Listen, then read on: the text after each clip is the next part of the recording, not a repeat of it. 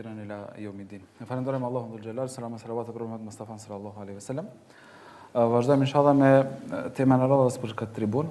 Para se me vazhdu, po do më shpreh mirënjohje edhe falënderim për këtë mundësi.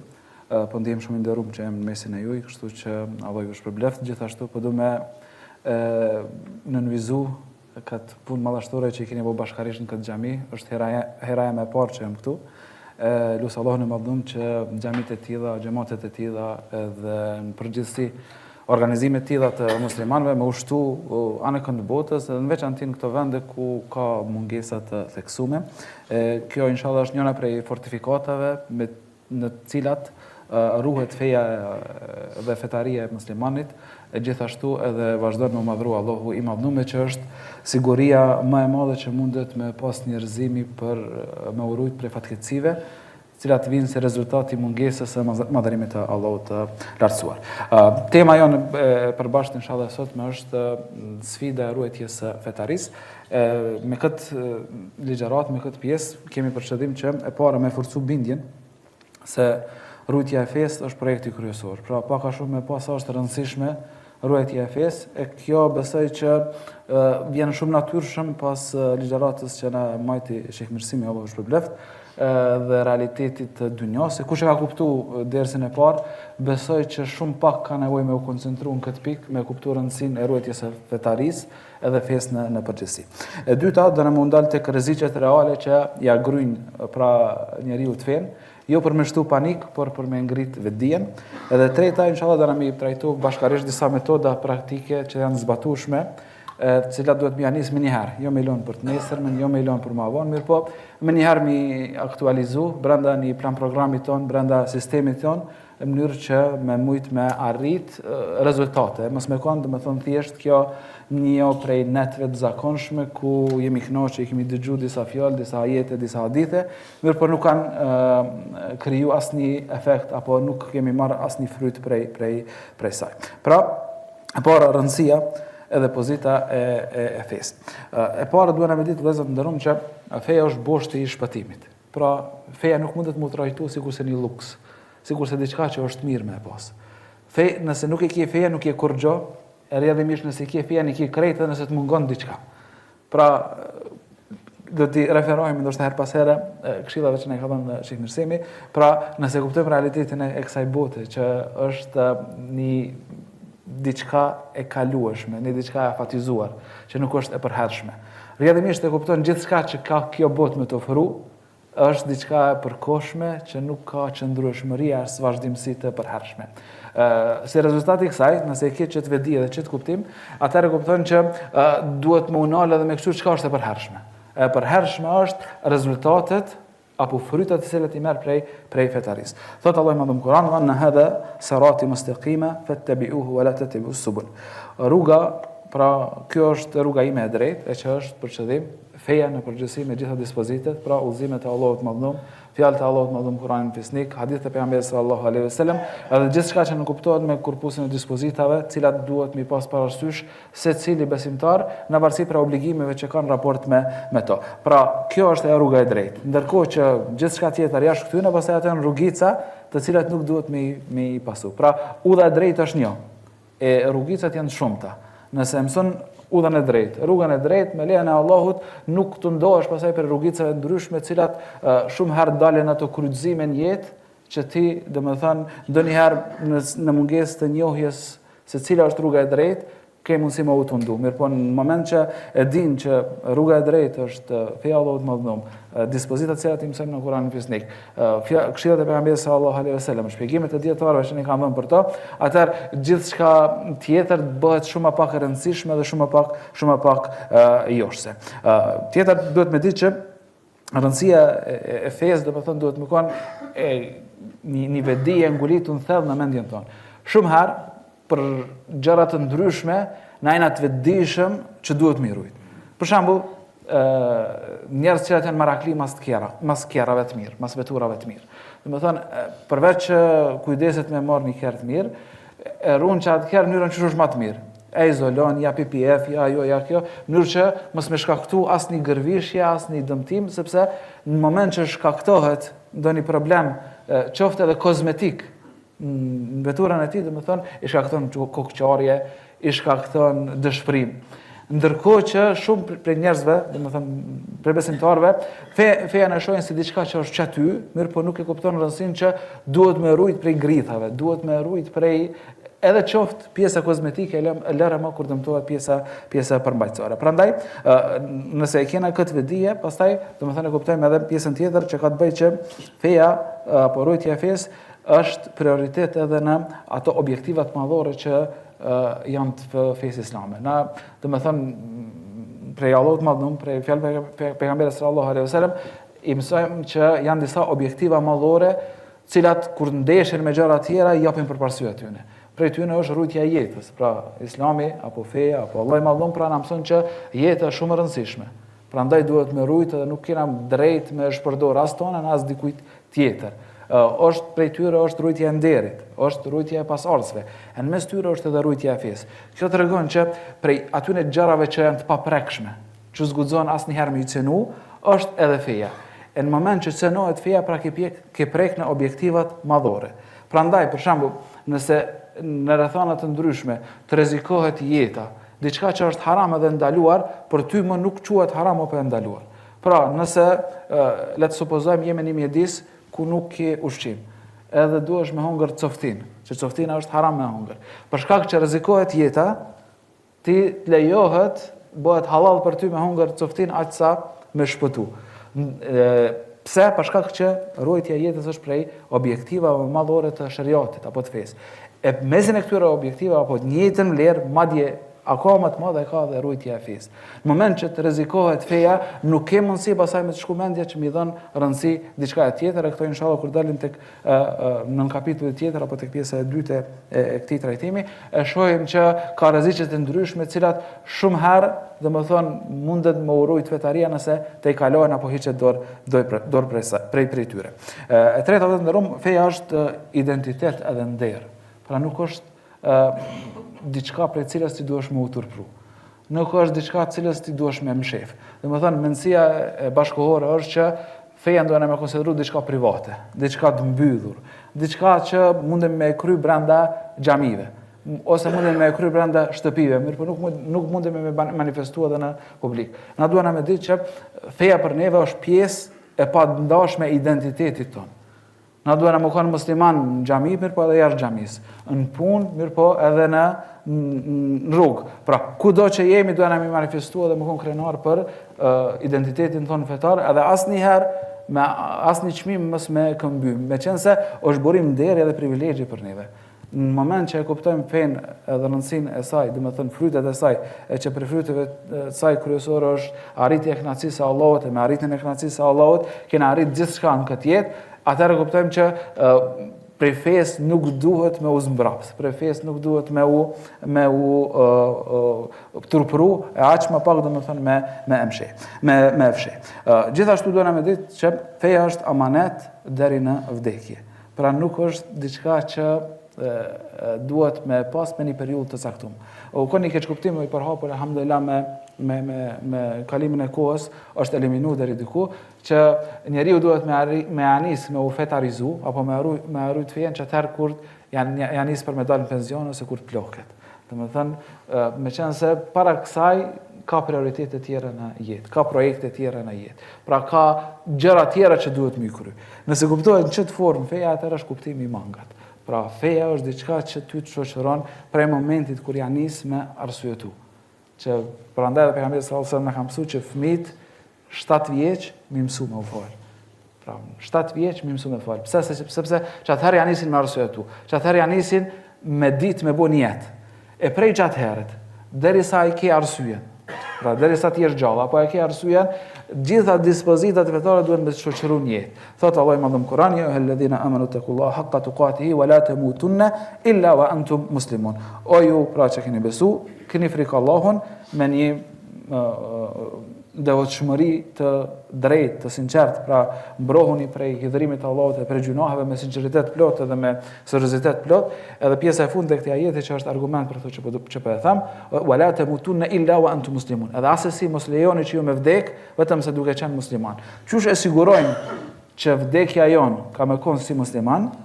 nëse nuk jemi të shoqëruar me vetdijen që gjithmonë duhet me i respektu dispozitat fetare. Pra, nëse na mungon që kjo vetdije dhe nuk e shoqërojmë jetesën tonë, përditshmërinë tonë, duke organizuar ashtu siç Allahu më na ka mësuar, ashtu siç pejgamberi sallallahu alajhi wasallam na ka porosit, atëherë nuk kena me mundësi me siguru apo më kon sigur që vdekja jon ka më na nxon duke qenë musliman. Edhe kundërta.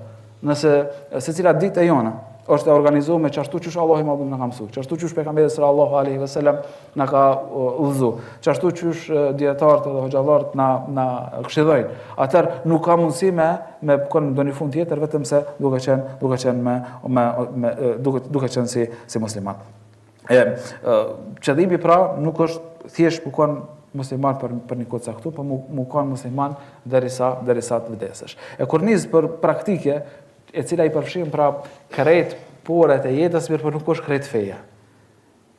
Nëse mungojnë që kjo kornizë, atër mungojnë cene tjera, nuk ka mundësi me kona të tjera, është hadithi i mirë njohur, pra që bunja l-Islamu ala khamsin, Islami është ndërtu mbi 5 shtylla, mbi 5 baza, edhe janë për qëllim pra shtyllat e Islamit. Është shahadeti, namazi, zakati, agjerimi, edhe shkuarja në haqë për atë që ka mundësi. Pra nëse këto 5 shtyllat e Islamit i kena parasysh, edhe pastaj gjithçka që është rreth tyre, atëherë me lejen e Allahut inshallah pjesën kryesore të fetarisë e kena.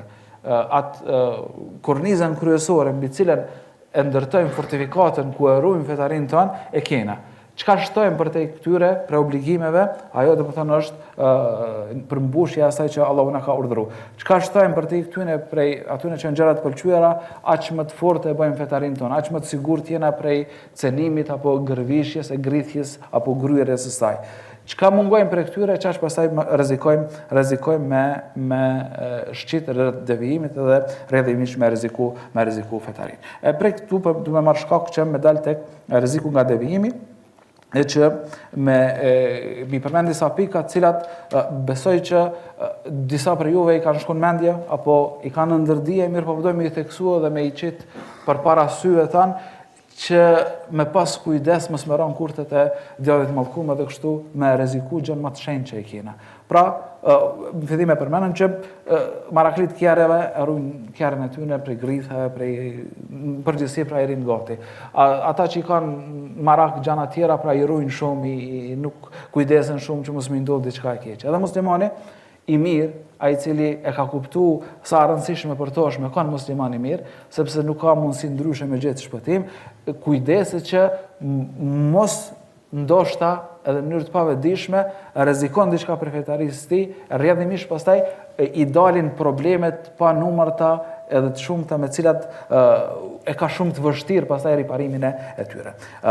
E para, devijimi shumë shpesh vjen me hapa të vegjël. Pra, kur themi me rujt fetarin, dikush mundet me shkon mendje që mos e bën ndonjë gjuna shumë të madh. Mos e bësh shirk Zotit. Ose mos bëhet domethënë amoralitet. Ose mos arrej. Ose domethënë mos e bën ndonjë prej mëkateve të mëdha që i ka përmendur pejgamberi sallallahu alaihi wasallam. Pra, mirë po shumë herë duke bërë gjuna të vogla në vazhdimsi, njeriu shet drejt mëkatit. Madje jo edhe me gjuna, por ndonjëherë thjesht edhe me neglizhencë. Pra, duke i neglizhu, le të themi, gjërat që duhet mi bëa pa masat preventive që duhet mi marrë për me rujt fetarinë e tij dhe mos me rreziku. Pra, për shembull, me ardhe dhe me u falë në xhami me xhamat. Nëse je larg, pra bazë mendimit më të saktë është që është sunet. Nuk është që e nin ezanin, atëherë është sunet me ardhë me falë namazin me xhami. Që kjo shkëputje e jotja, do me thënë në arsyetimin që është sunet, hajtë se nuk e kam obligim me falë në shtëpi, do me thënë mundet më duk shumë e vogël, një neglizhencë se cilën ti e tregon. Mirë po, me kalimin e kohës, ti ftohesh prej xhamisë dhe rrjedhimisht që këtë ftohje që i ke nga xhamia e kompenzon me diçka tjetër. Çka zbrasti që e krijon duke u ndarë për xhamisë e kompenzon me diçka tjetër. Me këto pastaj krahasoj edhe adhurime tjera apo vepra tjera të cilat munden më kon pra thjesht lënia diçka e të vlefshme e jo domosdoshmërisht me u fut në diçka që është gjuna. Një tjetër do të thënë që mundet më konsideru si hapi vogël e që faktikisht është i madh me qenë se ty të afron drejt devijimit të largon prej udhëzimit është me normalizu haramin. Pra, në rregull se tash të çashtu është koha dhe shumë rregull është për shembull me marr kamat në bankë, me marr kredi në bankë me kamat për shembull. Shumë rregull është me boshit blerjet me kamat sepse krejt janë të e bu. Edhe nëse nuk e bën vet, po thjesht normalizimi ose për shembull me qenë se jemi në këtë kohë, pra me normalizu urimin e një feste e cila ka të bëjë me fyerjen e Zotit tonë. Pra, fyet Zoti jon në mënyrën më të rëndë duke i atribu atij djalë, edhe ty e normalizon për shembull urimin duke marrë ndoshta shpjegime tepër të gabuara. Pra, secili normalizim i gjunaheve, edhe nëse nuk e bën vet, është një hap i cili mundet me u pasi i vogël, mirë po ta rrezikon pra seriozisht apo rrezikon seriozisht devimin, ta rrezikon seriozisht fetarin. Tjetra është që shumë herë, domethënë njeriu ndihet aq i fortë dhe aq i fuqishëm, sa që thot unë mundem me u marrë edhe me prallat e njerëzve jo kompetent të cilat mundem me folë rreth fesë. Për shembull dalin ata të cilat e mohojnë, le të themi, e mohojnë sunetin, që quhen pra disa i quajnë kuranistat, mirë po faktikisht janë mohues të sunetit. Edhe i merr edhe i dëgjon dyshimet e tyre. Pra cilat shpalosen në rrjetet sociale ose ku e di unë. Apo dyshimet e figurave dyshimta, të cilat flasin rreth fesë pa ndonjë autoritet dhe pa ndonjë ekspertizë. Edhe pastaj thot unë jam imun ndaj këtyre dyshimeve. Mirë po, në moment që ti e hap veshin edhe ja jep mundësinë që dikush me t'i tregu ti dyshimet e rrezikon fetarinë, dhe kjo ka ndodhur me alamet njerëz, me njerëz shumë të mëdhenj. Domethënë cilat kanë pas shumë dituri. Në moment që ja kanë nisë me u fut në urat e dyshimta, pastaj kanë ndodhur dhe kanë deviju me Allahun na ruaj prej devijimit. Një tjetër pikë që mundet më konsideru si hapi i vogël, por që është shumë i madh, është me shpërfillë pra sunetin, me shpërfillë traditën e pejgamberit sallallahu alaihi wasallam.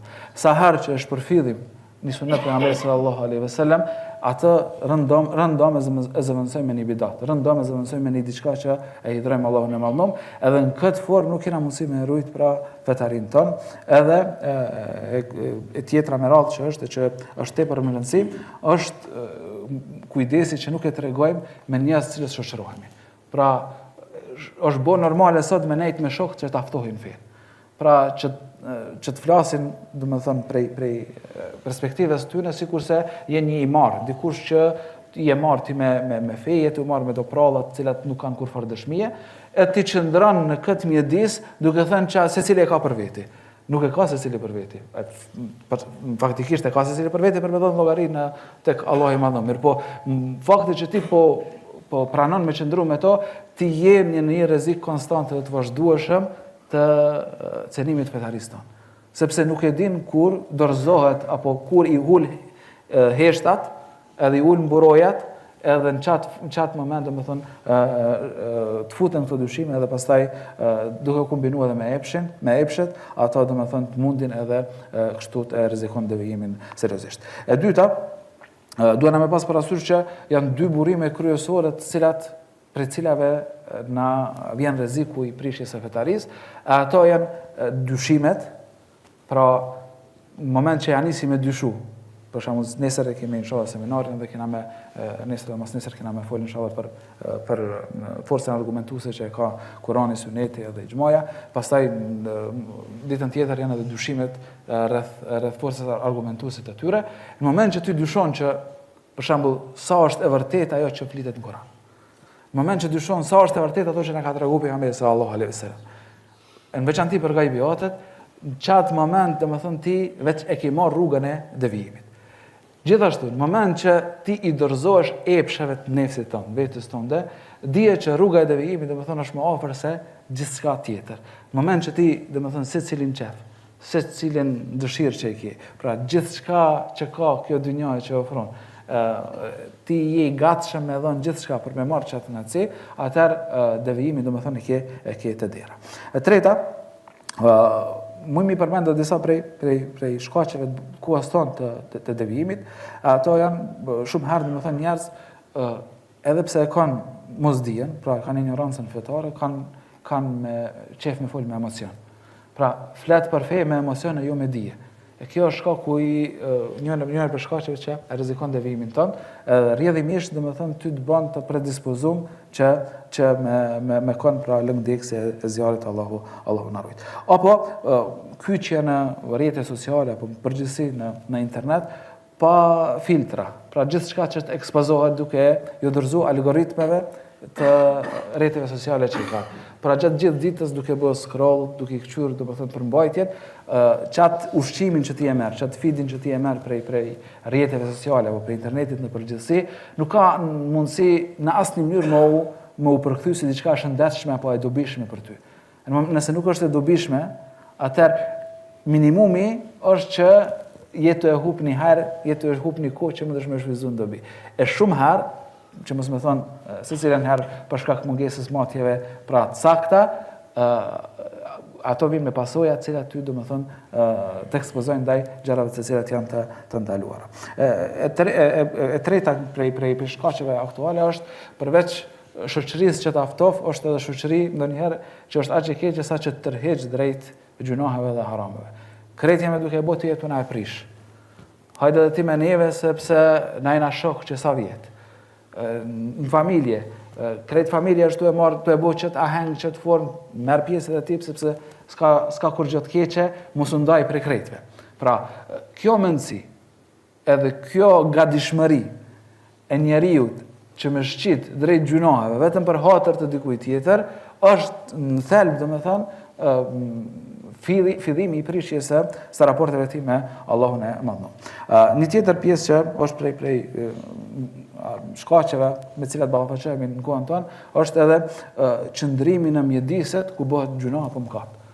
Nuk ka mundësi domethënë gjatë gjithë ditës me nejt kafeve duke dëgju muzikë, duke ku konsumohet duhani, duke thith timin e duhanit, duke një muhabetet e kota, edhe me thënë që unë jam i sigurt. Edhe nëse është i rregullt në namaz, edhe nëse është për atyre që është i kujdesshëm, i plotësuar se cilën prej kurseve të Islamit, madje edhe nëse është për atyreve se cilët e falen rregullisht namazin e natës, edhe bëjnë vepra vullnetare. Në moment që ti je në mjediset ku bëhet haram, në mjedise ku ka gjunahe në vazhdimsi, ti nuk je guri, ti je njeri, ti je indikueshëm.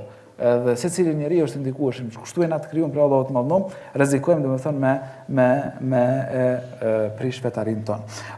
Një tjetër është prej ndoshta është edhe tipari i kohës tonë, është entuziazmi i tepruar në faza të shpejta. Për shembull, dikush i cili halasja ka nisë me mi fal 5 vakt namaze, 5 vakt namaz domethënë, hala nuk është duke dhënë zakatin që duhet duke nxjerr, hala domethënë nuk shkon haxh edhe pse ka mundësi, hala nuk i ka kryer kushtet kryesore, del edhe merret me tema tepër për tej kapacitetit të tij. Ose i jep zor në disa prej adhurimeve duke u nxjerr aty për çaty edhe e tepron.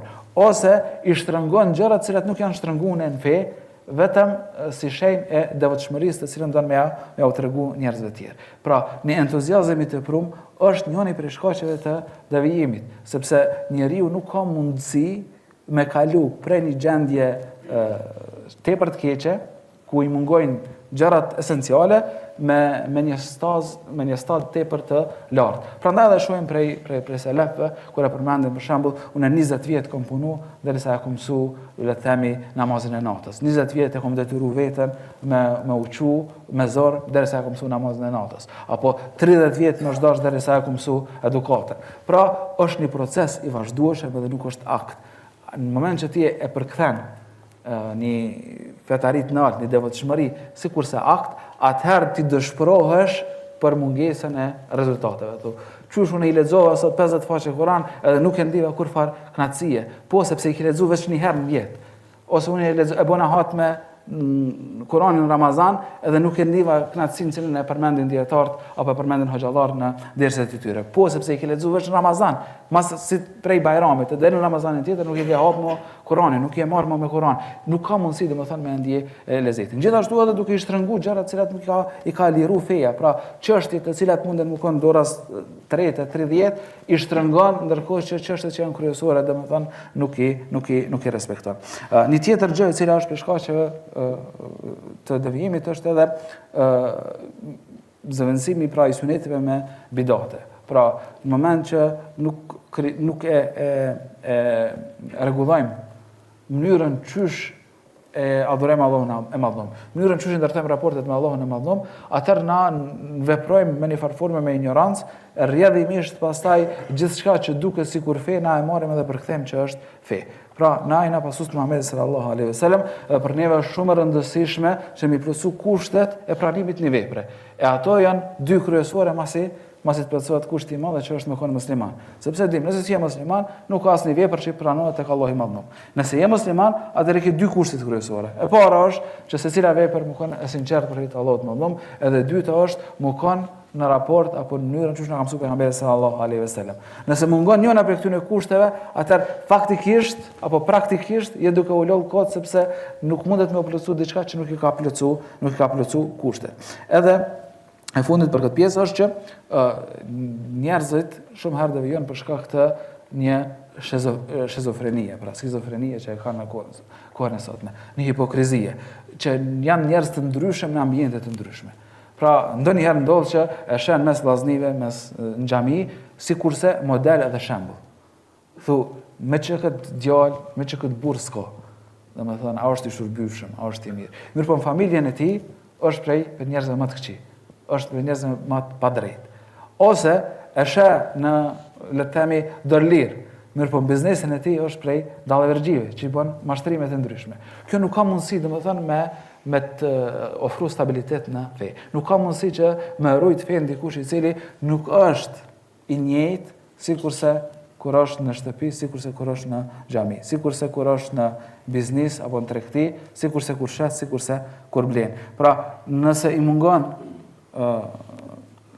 konsistenca në petarinë e tij edhe në varësisht të ambientit, pastaj gjithmonë ndron, në varësi të kënë e ka përpara ndron, kjo nuk kupton që realisht nuk e ka për hir të Allahut të Madhnuar, sepse nëse e ka për hir të Allahut të Madhnuar, që ato që e bën për në xhami duhet me bëhen në rrugë edhe në shtëpi edhe në punë edhe gjithku tjetër. Do na pas parasysh që gjithashtu njëra prej shkaqeve të devijimit është edhe lënia mënjan e veprave të cilat mundemi mi bë në kohën që mundemi mi bë. Thot pejgamberi sallallahu alaihi wasallam, "Badiru bil a'mali fitnan ka qit'i al-layli mudhlim." Pra, hadithin e transmeton Muslimi, edhe është hadith pra i saktë, shpejtoni me punët e mira, me veprat e mira, para se me ju ardhë ndonjë fitnë që është e errët sikurse një copë e natës. Pra ti nuk e din me çka keme u ballafaqu, ti nuk e din çka ka me sjell jeta, ti nuk e din çfarë sprove kime pas. Prandaj qatë vepër të mirë që mundesh me e bo, e që i kontribon ruajtjes së fetarisë tënde, që i kontribon ndërtimit të raporteve tua me Allahun e Madhnuar, bëje edhe mos e le më vonë sepse nuk e din me çka ke me u sprovu. Një tjetër pjesë që mund me përmend këtu është mi pas parasysh disa prej shenjave me cilat e shohim që po dobësohet fetaria jonë. E kjo është disa prej shembujve, mirë po nuk janë gjitha, secili duhet me motë dhe me këqyr veten, me një farformë mi bo qek, mi këqyr checklistën e tij, me pa çka prej këtyne janë duke e mundu rrjedhimisht, nëse ka disa prej këtyre me shpejtu me rregullu, sepse devijimi, domethënë, është i ngadalshëm, mirë po ndonjëherë në ngadalsinë e tij çon çaq larg sa që ti nuk e merr vesh. Është pak a shumë sikurse kur je në Bregdet, edhe je me ndonjë, le të themi, vark ose ku e di unë. Val, domethënë, nëse hutohesh për një moment, mundet me të çush shumë larg Bregdetit pa e marr vesh ti. Pra, devijimi është i tillë, të merr domethënë, edhe tërheq një gjuna, një mëkat, të tërheq një mëkat tjetër, që kam përmendur dietar, sikur të mos kesh pas gjunahu, do një pasojë tjetër, veç kësaj pasoje, që mas një gjunahu je i rrezikum që me kryer një gjuna tjetër i shkon boll. E lërë më, domethënë që i ka edhe pasojat e tjera. Prandaj duhet mi pas parasysh. Disa prej tyre është për shembull pakujdesia që e tregojmë gjatë kryerjes së namazit. Qoftë tek forma dhe përkushtimi që e kena, e qoftë tek koha kur e kryjm namazin. Nëse të mungon kujdesi për obligimin kryesor që e ke në jetën tënde, e që është namazi, e jemi të folë për namazet obligative, atëherë çysh mundesh me pretendu që i ke gjëra të tjera. Domethënë shumë prej muslimanëve i nim flet për tema për shembull Palestina, flet për tema ligji, kodi civil, ajo, kjo. Kur e pyet, domethënë nuk e ka namazin. Namazi është ABC-ja, është e para. Nëse nuk e ke namazin, s'ki drejt me kon as në domën ku flitet për tema të tjera. Lërë më diçka më pak. Domethënë, në moment që ti je neglizhent ndaj namazit, nuk e kryen çu duhet namazin, atëherë dije që rruga që e ke marrë është drejt rënimit ton të përhershëm, Allahu na ruaj, ajo drejt shpëtimit. Një tjetër prej shenjave që duhet me i kontrolluar vetën tonë është me kontrollu zemrën apo shqetësohet për gjunohe. Qoftë gjunohet që ty vetë i kryen edhe bien to, e që janë më të rënda, qoftë gjunohet kur e sheh që është duke i kryer dikush tjetër. Jo për shkak që me shoh gjunaçar. Po gjunohun do të thënë që e kryen gjunaçar, ai përgjigjet tek Allahu i Madhnom. Edhe Allahu i Madhnom nëse do në mëshiron me mëshirën e tij, e nëse do në ndryshkon me drejtësinë e tij. Mirpo ti apo mërzitesh që po i bëhet gjunoh Allahu i Madhnom. Ti apo të bren zemra jote që po i bëhet gjunoh Allahu i Madhnom. Nëse nuk të bren zemra jote, dije që nuk është diçka në rregull me ty, sepse s'pare nuk e njeh Allahun e Madhnom. Me njeh Allahun e Madhnom, me ditë domethënë kush është Zoti jot, kush është Allahu i Madhnom, edhe me ditë pastaj kush domethënë çka po i bëhet, gjunohu kujt po i bëhet, atëherë domethënë nuk ka mundësi vetëm se me u mërzit në zemrën tonë. Që kjo mërzi pastaj ty të shtyn edhe me marr hapa konkret. Prej ty në është për shembull me këshillu nëse është e mundur, me u lut për tek Allahu i Madhnom që me përmirësu gjendjen e atij që bën gjunoh ose edhe kështu me radhë. Një tjetër është kur haramet të cilat i bën apo gjunohat të cilat i bën, arsyetohesh me shprehjet e tilla sikurse krejt po i bëjnë tash, nuk ke mundësi me ik kësaj. Ata krejt që janë të i bu, krejt kanë më dhënë përgjegjësi tek Allahu i Madhnom. Po ti a ke arsye? Nashta krejt që ata të tjerë kanë arsye.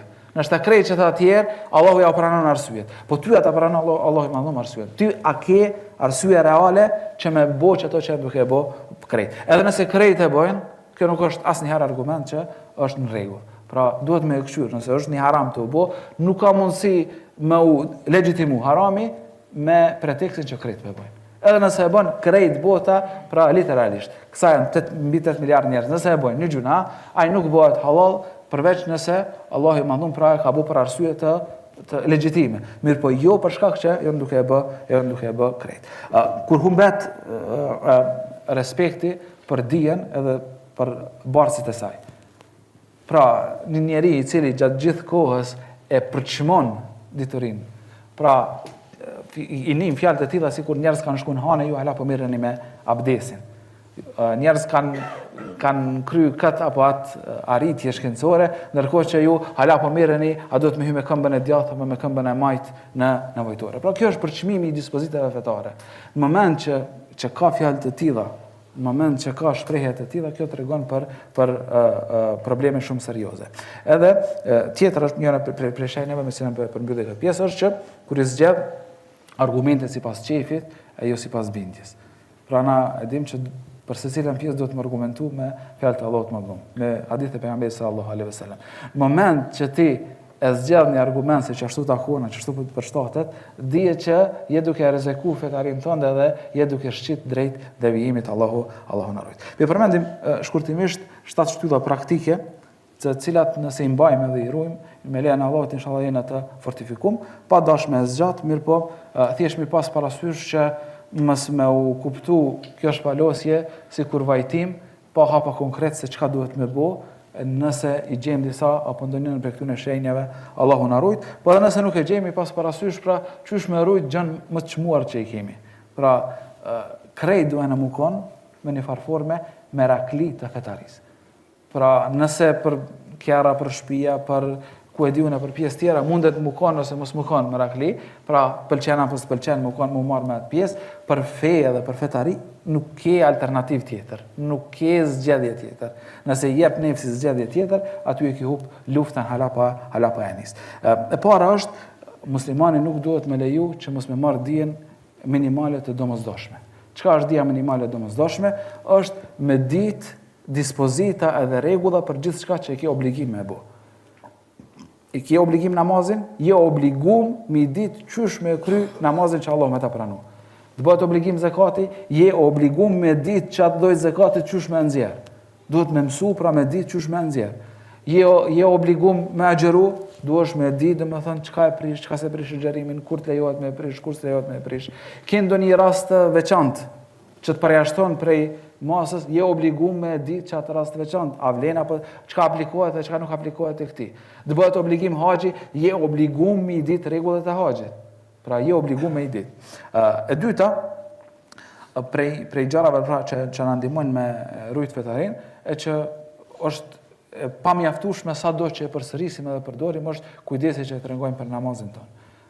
Ky kujdes pra variant është për çfarë grupi jena të fol të njerëzve. Nëse jena të fol për njerëzit që hala se kanë nis as më fal, atëherë i themi këtyne niseni me fal xhuman edhe me lejen e Allahut me nis edhe 5 vakt namaz. Nëse jena të fol për njerëz të cilat janë të kujdesshëm që me i rujt namazet e tyre në kohët e tyre, jemi duke fol që me rujt kujdesin e tyre me përkushtim me fal namazin. Nëse jena në grupin e njerëzve të cilat janë duke fal namazin me përkushtim pra namazet obligative, atëherë duhen me shtu për te kësaj, sepse nëse ti mjaftohesh me namazet obligative, kjo është një tregues që ti nuk jetu janë i lezetin qaq namazit sa që me të shty që ai namaz obligativ për lezetit dhe knasisë që janin me falën namaz tjetër që është vullnetar dhe në këtë formë me shtu. E treta, duhen me pas një lidhje ngushtë me Kur'anin fisnik. Nuk është e pranueshme që një njeri më konë i udhëzuar për 10 vjet, për 15 vjet, po edhe më pak se kaq, edhe mos me pas një kohë apo një pjesë të Kuranit caktuar që me përsërit edhe me lexu çdo ditë. Pra, nuk paramendohet, nuk është e mundur me u paramendu që dikush me kon i shnosh fetarisht me zemrën e tij të shnosh, e në njëjtën kohë mos me pas kurfar raporti me Kuranin fisnik. Mos me pas as një faqe që e lexon çdo ditë. Apo as 2 faqe që i lexon çdo ditë. Pra nuk është për qëllim që më kon sasia e madhe. Qoftë edhe vogël, qoftë edhe një ajet, qoftë edhe gjysmë faqe. E rëndësishme është s'bën me kalu as një ditë pa u marrë me fjalën e Allahut të Madhnuar, me qenë se që ajo është mënyra më e mirë për mi mush bateritë e imanit edhe fetarisë. E katërta është dhikri edhe duaja që janë burojë brendshme prej vesveseve edhe prej epsheve. Një njeri i cili bën dhikr e përmend Allahun e Madhnuar, nuk ka mundësi pastaj me usenu prej djajve qofshin njerëz apo gjin. Një njeri i cili lutet Allahut të Madhnuar në vazhdimsi që me rujt gjën e tij që është më e shtrenjtë, që është fetaria, nuk ka mundësi pastaj Allahu i Madhnuar mos m'ia pranu kat lutje edhe kat dua. Prandaj përmendet prej shekull Islamit për shembull që komplet paraditën prej mas namazit sabahut deri në drek e ka pas të ndam vetëm për me bë istighfar tek Allahu i Madhnuar dhe me përmend Allahun e Madhnuar me edhkaret e ndryshme, me dhikret e ndryshme. Edhe rezultati i çasaj, domethënë na e kalon një trashëgimi, cilën na e përmendim edhe me lejen e Allahut, është duke u shpërbly edhe pse ka qindra vjet që ka vdek Allahu më shëroft. E pesta, duhet të marrë një vendim shumë strategjik jetësor. Ajo është që më urrethu prej njerëzve cilët e kanë që derdh dhe që tallë. Pra, duhesh me zgjedh patjetër, pa alternativë që shoqëria jote më kon shoqëria e cila i ka synimet e njëjta me ty. Nëse jemi në një shoqëri që nuk e ka synim për me rujt fetarin, që nuk i intereson fort, domethënë, a i grithet as i grithet namazi, a ka apo s'ka namaz, domethënë, nuk e ka që dert, atëherë shumë problem është që ti me në qatë shoqëri ti me rujt fetarin që që përmendem edhe më herët. E gjashta, duhet me i shfrytzu shkaktarat e gjunahut. Për shembull, dikush i ka follow këtë faqet në internet që janë më pa lidhje të mundshme. Edhe thot, s'ka problem se në këto nuk ndikojnë të une. Jo, të ndikojnë vaja. Sepse ti nuk i kufizu vetëm për shkaktarëve që kanë me të shty drejt gjunahave. Kur gjo keme një muzikë, kur gjo keme pa një gru që nuk është të mbulu me që shduhet. Hiq leti lejmë më njanë gjërët e tjera. E që pra njeriu pra thamë është një qenje ndikueshme. Edhe e shtata është teube e vazhdueshme apo pra pendimi i vazhdueshëm. Na duhen me ditë që përkundër angazhimit ton që dona me kujdes që me rujt fin, përkundër angazhimit ton që mos me ra në pikat apo veprat cilat e rrezikojnë fetarin ton, është domethënë është larg mend që gjithmonë më shpëtu, që kur mos më bëj gjuna. Ka pejgamberi sallallahu alaihi wasallam, pra secili biri Ademit është gabimtar, secili është gjunaqar. S'ka mundësi mos më bëj gjuna. Mirë po, ajo që dallon ty prej shejtanit është që gatishmëria jote më u pendu. Pra cili është dallimi kryesor, le të themi, mes Ademit alayhis salam edhe Iblisit mallkum, është gatishmëria për më u pendu. Pra Iblisi pas gabimit këmbgulin gabimin e tij. Tha unë e kam mirë, nuk e kam keq. Insistojnë në gabimin e tij. Ndërkohë që Ademi alayhis salam pas gabimit të tij i rapi shmon edhe u pendu tek Allahu i Madhnuar, i kërkoi falje dhe Allahu e fali. Pra, nëse taubja dhe pendimi tek Allahu i Madhnuar është diçka që ty të ftofet prej shejtanit, pra ta humb shpresën, djalli më kum prej teubes, e ka fitu luftën me ty. Edhe nëse i ke krejt të sanë tjera. Se në moment që bjen gabim, domethënë ti bjen komplet. Për këtë arsye pra duhet me pas parasysh që në vazhdimsi, sa herë që gabon me u kthy tek Allahu i Madhëm, edhe hadithet, ajetet janë të shumta në këto pika të cilat i kam përmend, mirë për shkak të kohës e kam pasur arsyeshme që mi përmend këto pika edhe argumentet besoj që i keni dëgjuar shumë herë prej dietarëve, ndoshta në ndonjë rast tjetër i përmendim edhe disa prej këtyre argumenteve, të cilat janë pra të shumta të përsëritshme tek fjalët e pejgamberit sallallahu alaihi wasallam, edhe gjithashtu tek fjalët e Allahut të lartësuar, unë lutem Allahun e Madhëm që më na ruaj gjën më të shenjtë që kena, që është në raporti jon me Allahun e Madhëm, që nën kupton për fetarin ton, në moment që fen tonë kena në rregull, çështjet tjera janë gjitha më lehtë, Allahu na ruaj nëse dëmtohet fetaria jonë, pastaj pjesë tjera çka do që janë, ato janë të pavlefshme në raport me fetarin.